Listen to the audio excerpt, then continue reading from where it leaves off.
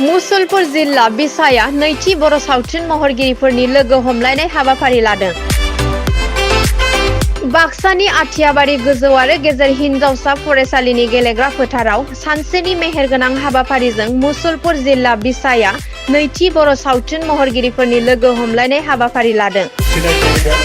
फिरफिला बिरहोनाय हाबाफारि जोबनाय लोगो लोगो रुंसारिफोरखौ गोसोखांनानै बिबार बावनाय हाबाफारिखौ मावफुंनानै होयो मिरु बिसानि फोसावदिं नेहाथारि देरहासार नार्जारिया।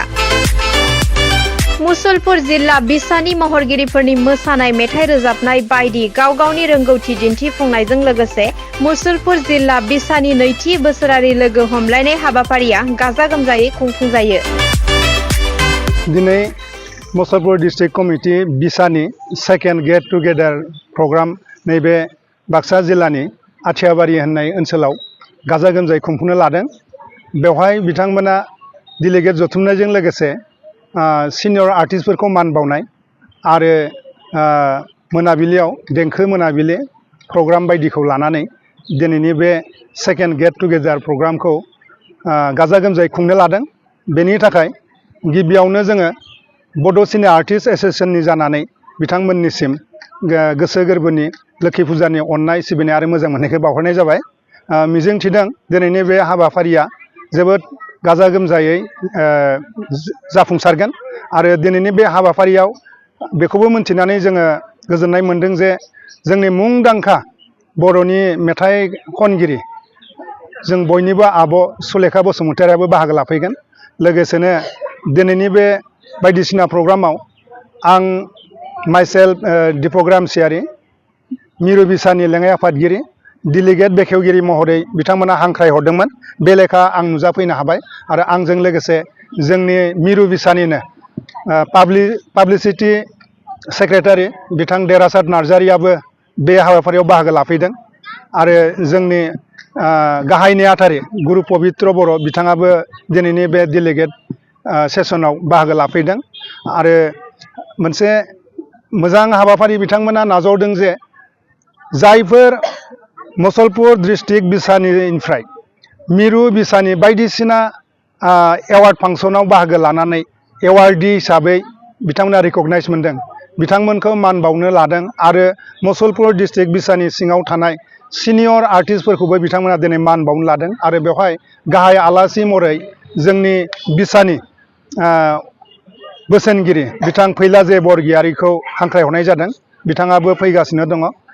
बिनिखायनो मिजिं थिदों जे मुसलपुर डिस्ट्रिक्ट बिसानि बे सेकेंड गेट टुगेदार प्रग्रामा जोबोद मोजाङैनो जागासिनो दङ आरो बिथांमोना फकास खालामनो हागोन बा बिथांमोना बर'नि जा माने सावथुन मुलुग बेखौ बिथांमोननि नाजानायनि गेजेरजों आरो मोनसे स्टेपसिम लांनो हागोन होननानै जों बिसानिफ्राय मिजिंथिनाय जाबाय। बेखिनियावनो गासै बर' सावथुन नायगिरि बिथांमोननिसिम जों मिरु बिसानिफ्राय मोनसे अफिसियेल एनाउन्समेन्ट होनो लुबैदों बेनो जे फैगौ नभेम्बर दाननि 25 खालाराव गुवाहाटीनि शंकरदेव कलाक्षेत्रआव बड' सिनियर आर्टिस्टनि 6 बड' फिल्म एवार्ड सेरेमनिखौ गाजा गोमजायै खुंफुंनो थाखाय थिरांथा लानाय जादों।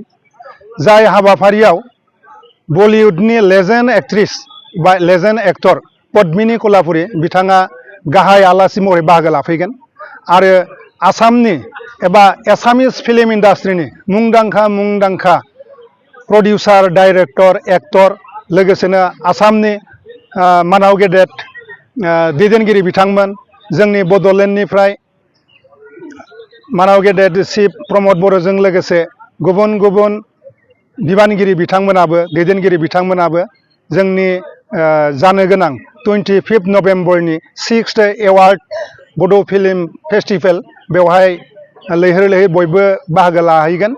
बेनिखायनो बर' सावथुनखौ मोजां मोनग्रा आरो जोंनि गासै बर' सावथुन महरगिरि आफादजों सोमोन्दो गोनां महरगिरिफोरखौनो बै जानो गोनां हाबाफारियाव लैहोर लैहोर नुजाथिहैगोन आरो जोंनि बे मावनो लानाय हाबाफारिखौ ग्रेन्ड साक्सेस खालामगोन होननानै मिजिंथिनाय जाबाय।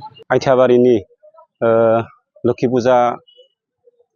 फुजानि स्टेजाव जोङो नै मुसलपुर डिस्ट्रिक्ट बिसानि नैथि गेट टुगेदारखौ जों खुंफुंनो आखायाव लादों। जों गिबियावनो हाबाफारि लेखायदोंमोन जोंहा फुंनि समाव फिरफिला बिर होनाय, नैथि हाबाफारि लेखाय दंमोन जोंहा रुंसारिफोरनि बिबार बावनाय, थामथि हाबाफारि लेखाय दङ जोंहा नैबे थान्दै मेल सावरायनाय। बे थान्दै मेल सावरायखांनायनि उनावनो जोङो मोनसे मान बावनाय हाबाफारि लादों।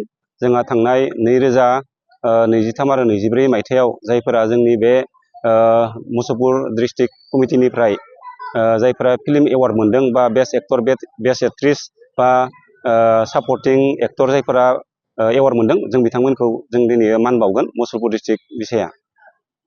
जोंहा हाबाफारि लेखायै दङ मान बावनाय समाव जोंहा फैला जे बर गयारि फैगोन, जोंनिनो मिरु बिसानि बोसोनगिरि। लोगोसेनो मोनाबिलि समाव जोंहा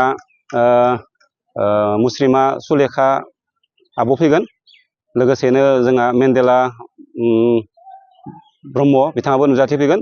लोगोसेनो हेलेना दैमारि बिथांमोना गोबां आर्टिस्टआनो नुजाथिफैगोन। दिनै मुसलपुर जिल्लानि बेन्दोङाव जायफोरा एक्टर, एक्ट्रिस, रोजाबगिरि बिथांमोन दङ, बिथांमोनाबो गासैबो बाहागो लाफैगोन। आरो जोंनि मिरु बिसानिफ्रायबो सोरबा जुदि गोसो गुदुं दङब्ला बिथांमोनाबो बाहागो लानो हागोन बा जोङो बिथांमोनखौबो स्कप होनाय जागोन।